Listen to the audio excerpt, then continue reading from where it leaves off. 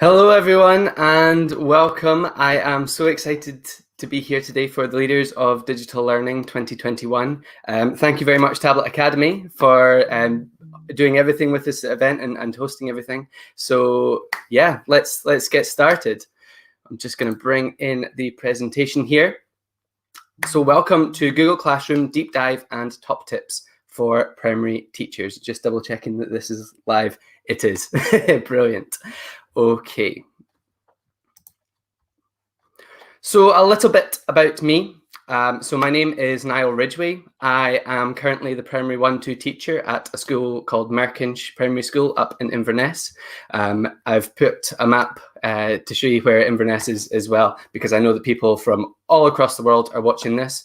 So yeah, we're a tiny little city up at the top of Scotland. You'll see there that I've also got a lot of badges. So just before the summer, I went and got lots of these badges. I've been Google certified trainer now for I think it's just under 2 years. So I've done loads of Google training, and yeah, I am really excited for today. I have told you a little bit about me. So if you get the chance, just pop a little bit of information about yourself in the comments as well. I'd love to know a bit about everyone who's watching. I can see we've currently got just under 60 people who are viewing the stream, which is amazing. So yeah, pop your name in or pop a little bit about you. And it would be great to see who's here and who is watching. So today's session plan, we are going to be having a look at Google Classroom. So starting off with what is Google Classroom. Then we're going to be creating our Google Classroom. We're going to be using Google Classroom and showing you a few things that you can do to support your learners through the use of Google Classroom. And then at the end, we've got a chance for you to add in any comments or questions, and I'll have a wee look and see what everybody is saying.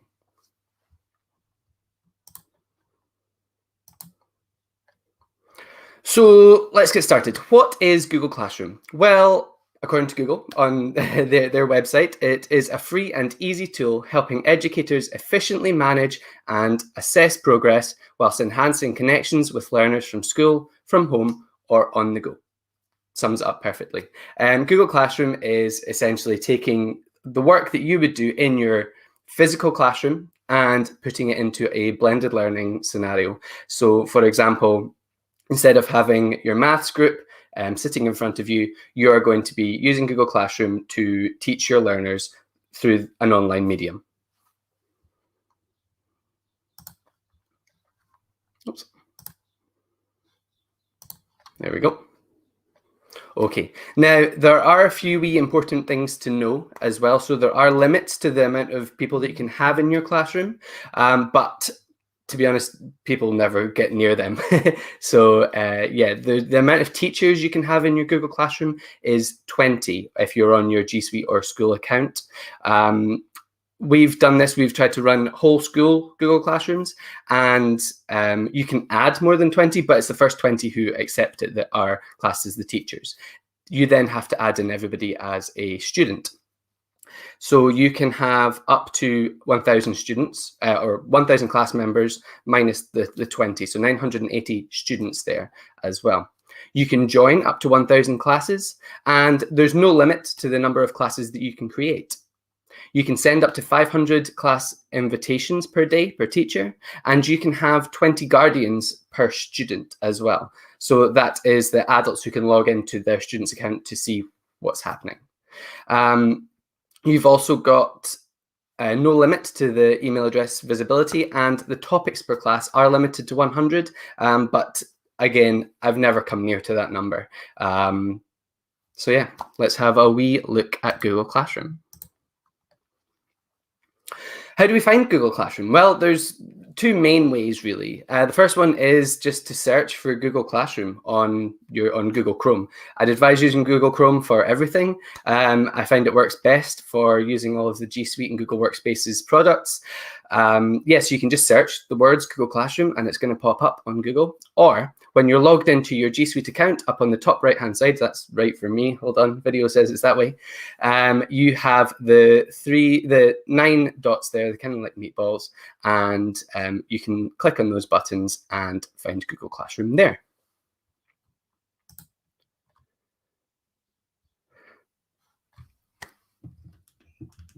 Just double check that that's working.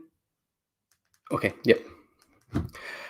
So creating a Google Classroom. How do we create a classroom? So this is what your classroom looks like. Here we can see all of the classes that I have, that I'm currently a teacher within. I've tried to blank out a lot of the names here from the teachers, and any kind of information there that you shouldn't be seeing. But to create a new class, all you're going to do is press on that plus button that is up on the top right-hand side. And when you press the plus, you get these two options. So you can now either join a class or you can create your class. So if you are in your classroom, your physical classroom just now, with your pupils all there, this is the easiest way to get them logged in, certainly if you've got the older ones. You can pop up your class code. We'll show you that in a few minutes. And with the class code, your pupils just type it in and they're away. Perfect. You can create your class as well. So if you're wanting to create your class from scratch, this is where you're going to do it. So the first thing that you're going to put in is the class name. So I tend to put the school that I'm at, Merkinch, and then P12. This is because when you have any teachers who are working with other schools, they might also be working with another P12 class, and it can be a nightmare to work out which class is which. So I always advise popping in your school there just for help. Or you can instead put it into the section of the section part that you're about to fill in. So yeah, you can put in the section. You can put in the subject as well. So if you're teaching biology, if you're teaching chemistry, music, art, you can differentiate your classrooms by subject and by room as well.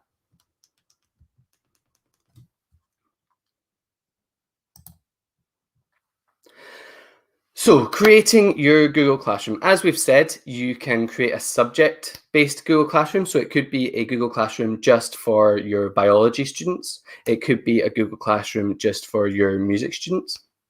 You can create a class name-based Google Classroom. So for example, this is the P12 Google Classroom. This is the Primary 7 Google Classroom. And the classroom is just based on your class. You can create a group or event Google Classroom as well. So for example, this Leaders of Digital Learning 2021, if we were wanting somewhere to share all of our documents, all of our training slides, everything that we've created, we could create a Google Classroom and share everything up on there. We can use it as an alternative to Google Drive in that aspect and have everything linked in that way. You could also have it for a certain event at school. So for example, we have done something called the Merkinch Miles, which was, I think it was maybe 4 weeks or so, where everyone logged in all of the miles that they had walked, and it was kind of like a competition really to see who could walk the furthest.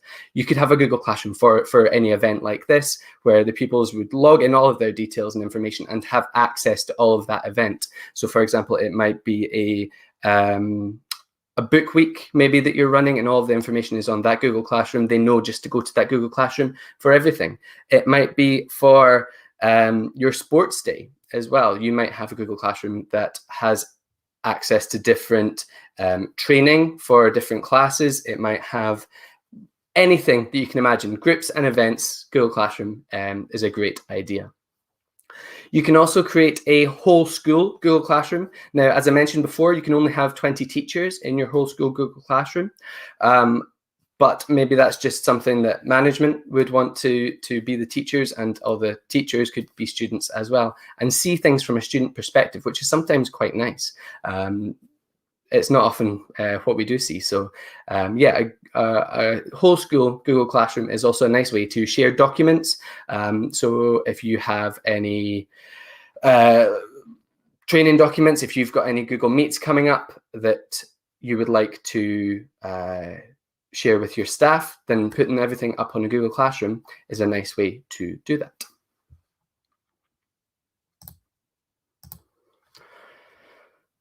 So we have created our classroom now. I have called it hashtag LDL 2021 because that is the hashtag that we are using for today. If you're tweeting, if you're popping anything on Facebook, if you're popping anything on Instagram, use the hashtag LDL 2021 and we'll be able to see your tweet. We'd really appreciate that. Thank you. I've got my watch is telling me that I'm doing a workout. My heart must be going that fast. So yeah, here is our Google Classroom, and this is what it looks like. Up at the top, you have the options for the stream, your coursework, people, and marks. We're going to come on to that in a second. Up on the top left, where it says hashtag LDL 2021, you'll see 3 lines, kind of like pancakes. You can click there, and that's how you can change all your other classes as well. So you just click on those 3 lines, and you can go back to the other classes. Your stream on Google Classroom is kind of like your Facebook in the sense where everything that everyone posts goes on there. You can see everything. It's not organized. And it is a good kind of snapshot way to see everything that's going on, but I would fully recommend organizing everything through classwork and teaching your children to go to classwork as the first tab that they open in their Google Classroom. So yeah, this is what your Google Classroom is going to look like. If you ever get stuck or ever need help, you can follow me on Twitter. There's my name there at Niall Ridgway. Or if you don't have Twitter, you can pop down to the bottom left and there is a question mark. And that question mark is for all the help and tips section. And that is going to guide you through everything that you need to know for Google Classroom. Now you'll see up on the top left, I've zoomed in on that screenshot for the stream, the classwork, people, and marks. Now, it's interesting to know that the pupils in your classroom don't have access to the people section. They don't know who's in their classroom unless they're asking everyone. They've only got access to stream, classwork, and marks. And marks looks a bit different for them. Stream and classwork looks pretty much the same. So this is where your work is stored in classwork. I'll say it again, classwork is the way to go. Organize everything that you have into topics. We're going to talk about using emojis to make everything look a wee bit easier. Yeah, this is where you're going to create your work for your learners. So on the top left, you will see that it says create. That is where you're going to create your assignments. It's where you're going to create any materials that you've got. It's where you're going to create any topics as kind of they're the headers and the titles for your Google Classroom. But yeah, classwork, we're going to talk about that just now. So let's create our first assignment for our pupils. When you hit that create button, you will see that you get lots of different options available. Now, I used to click material a lot, and now that I'm reusing posts, I'm regretting using material because I wish I'd used assignment. Assignment is where you can actually mark the work and you can get your pupils to click the hand in button instead of just commenting and saying that they have done it. So yeah, for 99% of the stuff that I put out on my Google Classroom, it's an assignment that we use. Another thing to note as well is that you can create an assignment, but you don't have to post it. That way, only the teachers in your Google Classroom can see it, and it's kind of saved as a draft then. We've used this for our planning documents. So we plan our book of the week for every week, and we don't want our pupils and anybody else who has access to our Google Classroom to necessarily see our planning. We only want the staff who are working within our Google Classroom to see the work that we are doing. So what we've done is we've uploaded it to Google Classroom and we've just not shared it. We just kept it as a draft, and that way the staff can see it, but the pupils can't. So there's a nice wee kind of tip for you there, one of the first tips that we're doing. So yeah, you can create an assignment, which is just a marked piece of work. You've got full control. It's just a blank piece of work. You can create a quiz assignment, and when you create a quiz assignment, it will automatically create a Google form for you to work with. Remember, I'll show you later, but when you're creating a Google form, you can actually get the Google form to mark your pupils' work for you, but you have to import that into Google Classroom. It's super easy to do, and I can show you at another point how to do that. You can ask a question, so just a single question that you'd like to ask to pupils. Maybe it is, how are you today? It might be that you are practicing your 1+2 languages and you've just asked them a question, say in French, in Spanish, you have asked them something in Polish. You can just ask that question if you're not going to use it for another way. And I'm going to show you how you can use that with your register in just a minute. You can create an unmarked resource for the material as well. That would be where you just post up, say, PDFs of the learning that your pupils are doing. So, for example, textbooks or anything that you're just wanting them to read. And you can reuse a post as well from another classroom. This has been a game changer and a lifesaver. So when I created my new classroom for this Primary 1-2 class, I would reuse some of the learning that I had from my last Primary 1-2 class. So I could just take that learning and pop it into this classroom just by hitting reuse post.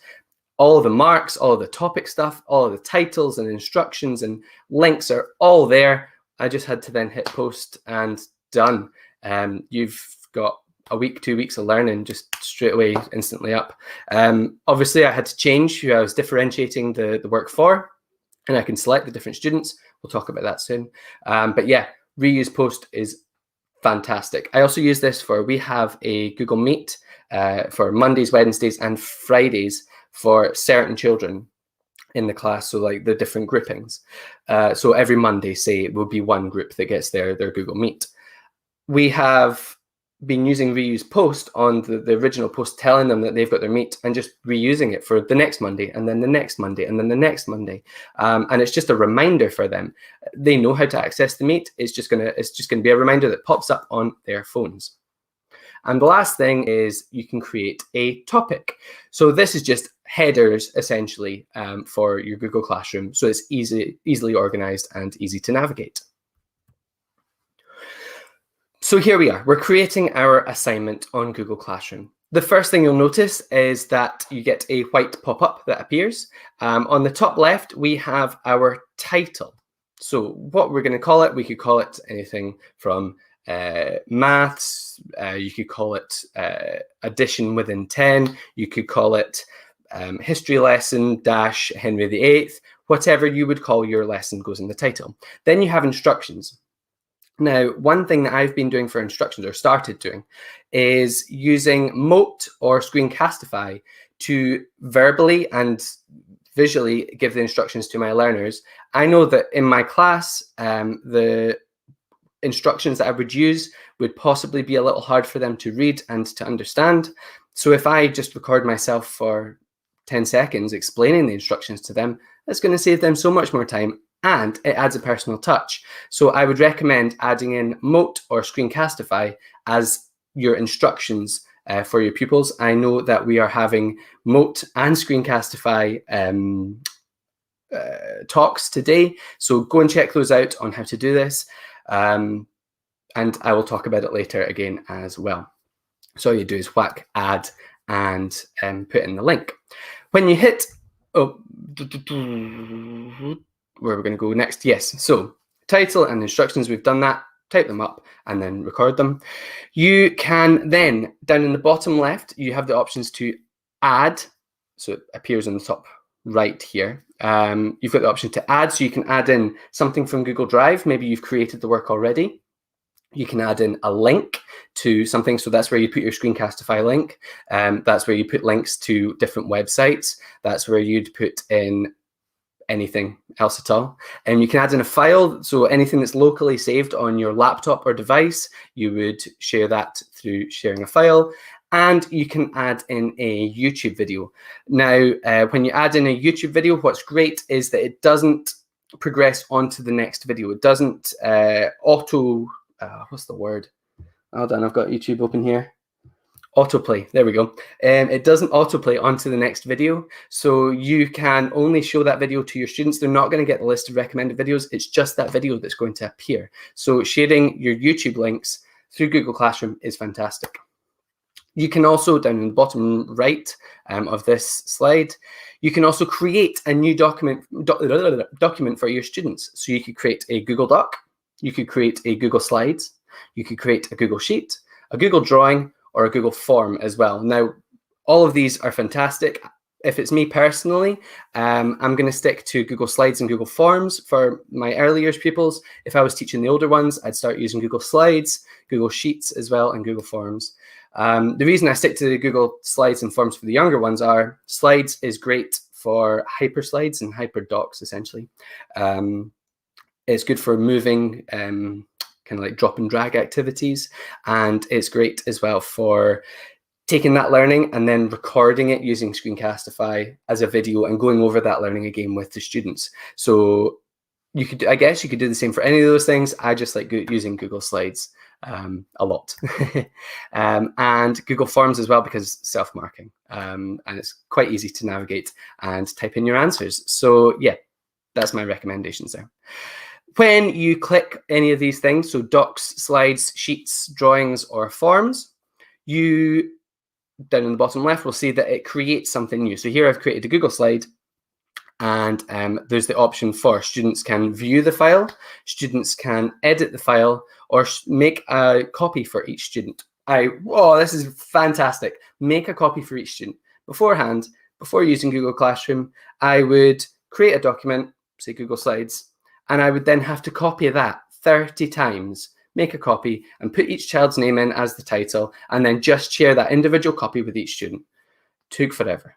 This is so much faster. I just hit make a copy for each student, and Google Classroom does that for me. So Dave and Jane all get their own copy that they can edit. They don't have access to anyone else's, just their own. Let's just, okay, moving on. That's fine, okay. Just having to view it on here, just to double check that everything's working. Okay, so when we go, I'll go back to just to show you what this looks like. So on the right-hand side, far right, you'll see that we've got a load of settings. We're going to have a look at those just now. So the for part is for which students or classes. If I click on the hashtag LDL 2021, which is our hashtag for today, that is going to let me choose different classes. You can share to different classes. You can post on different classes like right now, but it can only be right now. You're not able to schedule for multiple classes. You'd have to reuse posts, but that's quick and easy to do. You can also assign just this piece of work to all your students or just a few students. So this is how you could support your differentiation in class. If you only share this addition within 10 with the triangles group, then you could share the addition under 5 to your circles group. You can score your work out of 100, which is naturally kind of what everyone would choose, or, and this was shown to me a couple of years ago, mark it out of 4. And that's not a score on how well they've done. It is a score on how well they've done, but it's a score on, it doesn't mean anything to the pupils. It means something to you as a teacher. So if I score my work out of 4, 0 hasn't even done it yet, or just leave it blank. 1 is they've opened it, but nothing's really been done. 2 is they've started to complete the work, but there's quite a few mistakes, so maybe we're going to have to go over this again. 3 being they've done really well, maybe they've got 1 or 2 mistakes, but yep, they've understood this is great. And 4 being perfect. I'm amazed. You've done either what I've asked or more. So yeah, a lot of the work that that I'm handing out 4s for are the stuff that I'm really proud of and pleased. I choose not to share the work, the marks with my pupils. I just don't send it back to them, but that's just a personal preference. I would rather leave a comment for the younger ones. If I was working with the older ones, maybe I would share that mark back for them. But I just don't think it's as important as sharing your feedback and yeah, and having that personal touch, certainly with the younger ones. You can add in a due date. At current moment, I don't add in due dates just because if the work's getting done, that's absolutely fine. Everything's asynchronous at the moment. If I, again, had the older ones, maybe P6, P7, whack in a due date, they know that they have to get this work done by then. They'll also get a notification to say that your work is due, get it done. I'll show you that soon. You can organize as well by clicking the topic drop down, so no topic, or you can select it. You can create one from there. 100% use emojis. I'm going to show you that soon. But the organization is so good. My life is so much easier now that I've learned how to organize my topics. And you can also use rubrics and check for plagiarism as well, using the originality reports. You do get a limited amount of originality reports that you can use at once. I think it's 5. But I believe that someone else is talking about that today, so that's fine. Using rubrics as well is great. It's kind of like when you were at university and you handed in an essay and all of the kind of criteria was marked against. That's what the rubrics all look like. So this is the originality report, so check for plagiarism. You can turn on for 5 assignments per class, and you can view that plagiarism report for 45 days. Okay, after that, you'll have to rerun another one. So now that we have filled in all this information, how do we send it to our students? Well, up on the top right-hand side, you've got the options to post it right now and assign it for your students. You can schedule it. So this is what I do. So what I'll do is the day before or the week before, I will schedule a load of assignments, get that work done, and I'll schedule it for 9 o'clock in the morning generally. And it just means that you've got a nice and calm and easy start to your day. You're not rushing and racing to get everything handed out or sharing everything at 9 o'clock. Just schedule them and then check your emails and start doing more work for the rest of the day, and you can start to wait for the work to be handed in. Yeah, scheduling is fantastic. Sometimes at the start of lockdown, I just spent a couple of days and I just scheduled a couple of weeks worth of work and just got it up there, and it was nice and calm and easy start to my day. Yeah. You can save your draft. So similarly to what I said earlier, you can, when I said about the planning, if you don't want someone to see it, but you still want it to be up there, then save it as a draft. Only the teachers that are added to your Google Classroom can see your drafts. So yeah, they can see all the planning that you've got up, and you can discard your drafts as well. You can also hit cancel for the schedule. So we're going to have a look at 4 different things within Google Classroom now. So we're going to have a look at creating the register, topics, notifications, and meet codes, and using Google Meet. So number 1, we're going to have a look at the register. So I'm going to stop. Where's my mouse gone? There we are. I'm going to stop sharing this tab, and I'm going to open up my Google Classroom for you. So if you just give me 2 seconds.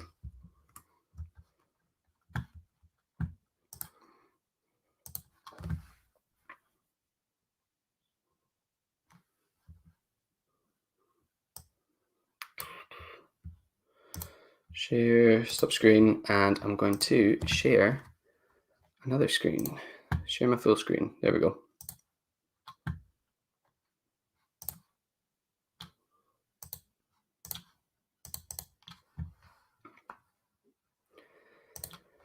Okay, you should now be able to see my full screen. Fantastic. What happened there? There we go. Okay, you can now see my Google Classroom.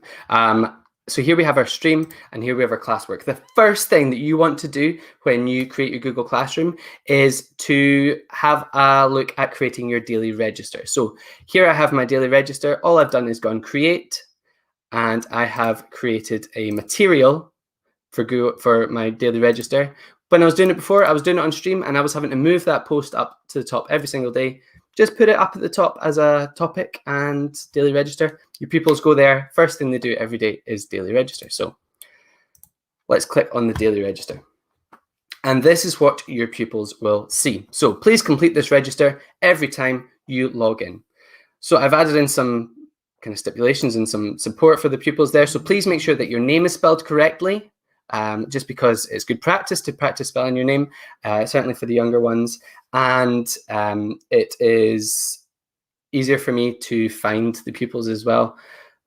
Sometimes if you accidentally hit a 4 at the start and I'm filtering for names, then it can be quite tricky to find, and I don't want to mark anyone as off. So make sure your name is spelled correctly, put in capital letters in the correct place. Again, it's just good practice and good protocol to do this. And please only enter one name at a time. So for example, if you have twins in your class, maybe you might put Jane and Dave as the first name. I know that this is the twins, but I need a separate log for each of them. So yeah, let's scroll down. So what is your first name? What is your surname? What is today's date? I've asked for the date. Now, when you have a look at the data for who's been added in, it's going to automatically put a timestamp. But again, it's a good kind of talking point for, especially for the younger ones, to know about today's date and to find the numbers, have a look at the numbers, have a look at months. And yeah, there's a quick way to do it. Just hit today. It does it for you. You can also add in YouTube videos as well. So here I have one of me using Makaton for our emotional check-ins. This is something we would do in our class. So all I've done is taken something physical that we do and put it to our online. So here is our check-in. Today I am feeling happy, happy. Today I am feeling sad, sad. Okay, so that is how you can use YouTube videos to support your learners. We've got the answer to that question. So using the Makaton there to ask our pupils how they're feeling, they can now click happy or sad, depending on how they're feeling. And we've then got our 1+2 good morning check-ins as well. So another YouTube video. Good morning, how are you? Bonjour, ça va?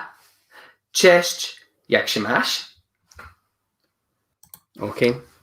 Oops. Good morning. Let's play again. So then the pupils can ask someone in their family one of the following and then hit submit. Yes, leave. Okay.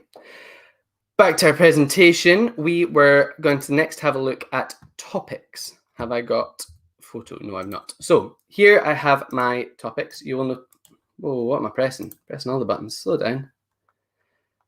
Let's start that again. So here I have all my topics. You can see down on the left-hand side, I've got a quick way to access my topics. I've got the daily register, I've got my Google Meet information, and I've used emojis to make that so much easier to see. Beforehand, I was just using words, and it was really hard, and it must have been tricky for certainly my early years pupils in the class. So I've added in emojis to help them. I've now quick access. I can see that this is spelling because I've put the ABC emoji, and it's the blue spelling group. Same ABC green spelling group, ABC yellow spelling group. I've got maths 1 to 4, 1, 2, 3, 4 emoji, and it's for the hearts maths group. Same 1, 2, 3, 4 circles. It's just a quick way to organize and to see quickly all of the information that is there.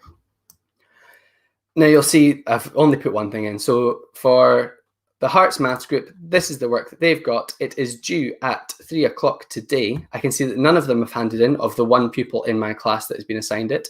I have put a note there to give them information. I'll click View Assignment. I've put a note there to give them the information on what they need to do. It's the instructions. So let's have a wee listen to that. Hello, today we're going to be counting past 10 with Numicon to help you. So you can either type the answer into the box, you can write your answer into the box if you use a touchscreen, or you can let me know the answers in a comment. That's absolutely fine. Yeah, let me know how you get on. Okay, and then they can complete the work by clicking on here. When they are done, they've got an extra box here that says hand in, and they just click hand in. All changes are saved automatically. They don't have to do anything. They just fill in the work, come off again, and click hand in. And I can see their work in here. So let's pop back to the presentation. So notifications. This is for our pupils, they will get a notification of when something is posted. They will get a notification when something is due. But as a teacher, and when you're teaching multiple classes, you can get hundreds of emails a day. and it can really be hard to kind of sift through all of those emails. Now, you could filter them all for the different classes, or on your Google Classroom, go to the pancakes in the top left, scroll all the way down and hit Settings. Now, when I come down, all the way to the bottom, I can go to class notifications and I can turn them all on or off. So I've turned off poor Mrs. Stevens. I don't get notifications for her class. I do for my class. I do for my whole school Google Classroom as well. And lastly, Google Meet and Meet codes. So if I pop back to here, you will see here that we have our class code that we can zoom in on. We can zoom in again if we need to share it. And underneath that, we have Generate Meet Link. If you are having a Google Meet with your pupils every day, every couple of days, on a regular basis, just hit this button here. And you're going to generate a Meet link. It means that you don't have to create a code yourself. This is going to be one that you fully control. As the staff member, you're going to be the person in charge of this Meet as well. So Generate Meet Link. And here is our Meet link. You can copy that and send that to anyone, or you can change visible to students or not visible and hit Save. Okay, so now when I click on this link, it's going to take me straight to my Google Meet. If the teacher is not there, the students should not be able to access it either, which is a fantastic feature. Just checking the time. Yep, still got 10 minutes, that's fine. Yeah, so you're in charge of that Meet link. If someone accidentally gets it who shouldn't have that Meet link, if it's getting passed around, go to your settings and you're going to scroll down to Google Meet. And all you're going to do is click on the drop down and hit reset, and it's going to change the code. Now, if you've got a student who's just clicking on that Meet link, it's not going to make a difference to them. If you have someone who's tried to save that Meet link, then they're going to have difficulty getting in, and it's not going to work for them. So get into the practice of getting your students to log into Google Classroom and go to the Meet via clicking on the link. Okay. If I wanted to add in anyone to my Google Classroom, I can do so by going to the People tab, and I can add them in by clicking on the plus button. Either that, or you can go through the invite link that I've just shown you as well. Or you can just hit on the invite. You can copy that link and they can follow that. Or you can type in the email address. So for example, if I wanted to add myself, I would type in niall.ridgway and my email address should just pop up straight away. You also get the opportunity, like I said, to share the class code. If you're in a classroom, it's a quick and easy way to share the information with your students and they can join straight away. Marking your assignments is really easy. As I said, I use the 4-point kind of scale. It's up to you what you use. If you're using things like Kahoot, if you're using things like Google Forms, they're going to use their own way, might be out of 100, and just kind of take class averages. So yeah, it might change up, but it's not going to really affect anything. And if your class have all completed the work, or say 5 of them, you'll get a class average as well, score that will appear here. Marking the assignments is really simple and easy. I've just covered up some things there in the work from the pupil. So you can see on the top left the pupil's name. They've been assigned that work. You can then go to add in the mark by clicking here on the 4. You can add a private comment using Mote. Now again, someone's doing a talk today on Mote, so go and check that out. It is brilliant. It's an absolute game changer. Yeah, so use Mote in your classrooms for feedback. You can add in comments as well on Google Classroom. I'm going to show you that just now. But once you have finished, you can return the mark. So return the submission, and you can return multiple. So all the people who've done that work, you can return them as well. Yeah, so as I said, you can also leave comments on pupils' work. So on the top right-hand side, you've not just got the chance to add a score, you've also got a comment bank as well. So this is where I've created a load of things like, this is great, you've worked hard and taken your time, well done. I can see one small little mistake on question and then stopped. This then gives me the chance to finish off and make it a bit more personal of a comment. These are only comment starters that I've used. I'd recommend using comment starters, and then you can fill them in. It's just a time saver for you. To add in your comment, you're going to hover over some words and, to add in these comments, you can either hover over them and click the copy button that appears, or you can create a new comment and hit the the pound sign, the hashtag, and all of your comments will appear, and you just click the one that you want and bang, done. Another nice thing that you can do is add in your Bitmojis to your work as well as stickers, but that's another thing for another day. Like I said, self-marking assignments are great. You can use Screencastify to give personal, sorry, not self-marking, feedback. You can use Screencastify and Mote to give feedback as well. So record a quick video or record a quick Mote note for your pupils. Adds that personal touch. You can use self-marking assignments. There are millions out there, but these are just some websites that use the self-marking tool and will link into Google Classroom. So things like Edpuzzle, Kahoot, and Google Forms. You can use Emojipedia to sort out the topics. That's what I've used, or you can just use the emojis on your phone. If you're using a Chromebook, right click and hit keyboard, and then your emojis are down at the bottom as well. There's a wee tip for you. And reusing posts, we've already spoken about this.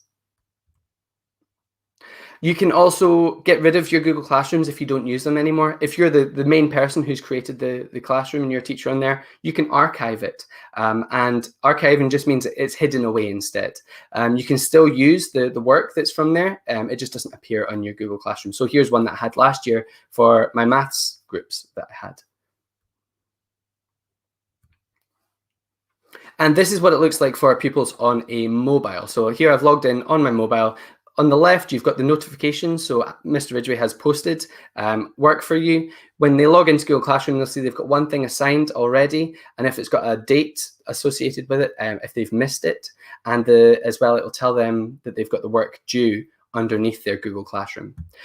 If they click on the View To-Do list over here, they can see all the things that are due and the date that things are due for them as well. And lastly, when they're in the Google Classroom, they can see only the things that are shared with them. So all my topics don't have work apart from a few of them, so the pupils can't actually see those topics. Maybe that's where you could put your planning and have drafts in there. Pupils won't be able to see that at all. Also, if you do not share something with pupils, they're not able to see it. Also, they do not get the people. They can't see everyone else who is in the classroom. So a few things you can use in your Google Classroom. I'm just speeding along here now. So you can use it as an assessment tool. Here's a few hyper slides. You can use it as a drag and drop activity. So here's a few things that I've created in my classrooms. You can use it as a fill in the blanks. So what number comes next? You can use as an assessment tool, again, another drag and drop. You can fill in the blanks. So sorry, I've had to cover up the pictures here just for copyright. I'll have to get rid of them. This is an old thing, but yeah, this is a fill in the blanks. You've got an image there. What sound is missing? And as well, you can also create your own worksheets. So on the top right, you'll see I've got what letter is missing. I've not put pictures in there, but this is just a quick worksheet I've created. So I went onto Google Drive, I scanned that image, I then uploaded that as a background onto Google Slides. I changed the slide dimensions to 21 by 29.7, which are the A4 paper dimensions, and I've added in icons using flat icon. Pupils can then type in their answer using these text boxes here. And this is just a quick GIF to show you. So to change the paper dimensions, go File, Page Setup, Custom, 21 by 29.7. Okay. You can use Mote as well on your Google Slides as an assessment tool and to give instructions to your pupils. So you record your Mote, and then this is what Mote looks like here. It just adds in the audio for your pupils to listen to. You can create hyperdocs and hyperslides as well. So an example of a hyperdoc would be this here. So these links are all clickable. So read about verbs on this website and write 3 examples. Pupils know to answer because the table is yellow on the answers and blue for questions. You can add them to your word bank. So for example, I have created here a word bank.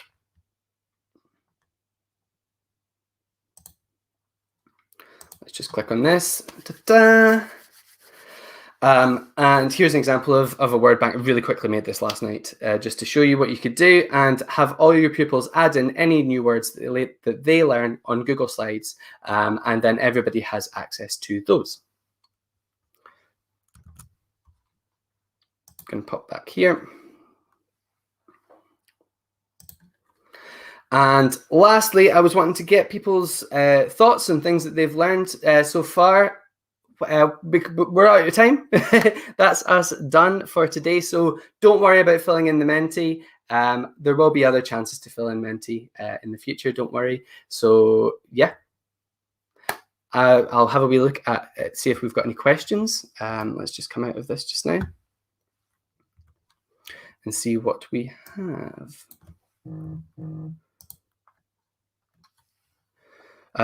So I can't see any comments, so I can't see any questions. If you've got anything, do let us know. You can use the hashtag.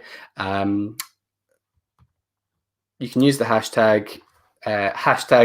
LDL 2020 and let us know your thoughts on today's training. Yeah, thank you so much for watching. I hope that you've enjoyed this session. Pop along for the next sessions and have a look for lots more training throughout the rest of the day.